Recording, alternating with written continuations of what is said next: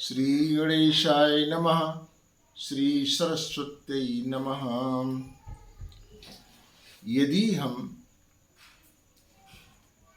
इस बात का पता लगाना चाहें कि हम किसी यात्रा पर जा रहे हैं और जिस उद्देश्य से हम जा रहे हैं,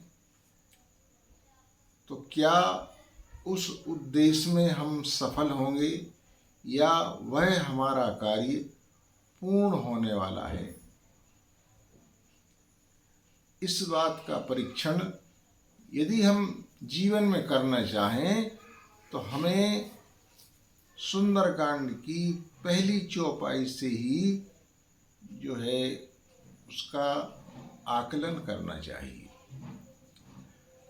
जामवंत के बचन सुहाए, सुन हनुमंत हृदय अति भाए। जब लग आवहु सीतहि देखी, और होए काज मुहि हरस विशेषी। परखेहु मोहि तब लग मोहि परखेहु सब भाई। उस सही दुख कंद मूल फल खाई। कब तक जो है हमें इंतजार करना है। यह वानर भालू जो है उनका प्रश्न चिन्ह है हनुमान जी से। तो हनुमान जी महाराज कहते हैं कि जब लग आवहु सीतहि देखी, कि तुम तब तक इंतजार करो जब तक मैं सीता जी को देख करके वो पुनः वापस नहीं आ सकता हूँ। तो वानरों के मन में जिज्ञासा है, कौतूहल है, प्रश्न चिन्ह है कि हनुमान जी महाराज जो है उस विश्वविजयी रावण की लंका में प्रवेश करने जा रहे हैं। जैसा कि हनुमान जी के लौटने के बाद श्री राम जी ने जिज्ञासा की थी कि कहो कपि पालित रावण लंका, ओ केहि विधि दहेउ दुर्ग अति बंका। आशा यह है कि लंका में प्रवेश कर सीता की खोज करने के पश्चात पुनः लौटकर समुद्र पार करके और इस पार आकर के और वानर भालुओं से मिलना है। यह कितना कठिन कार्य है, दुष्कर कार्य है। यह सहज जिज्ञासा है वानरों के मन में। तब हनुमान जी उनका समाधान करते हुए कहते हैं कि जब लगे आवहु सीतहि देखी, मैं सीता जी को निश्चित रूप से देख करके आऊंगा।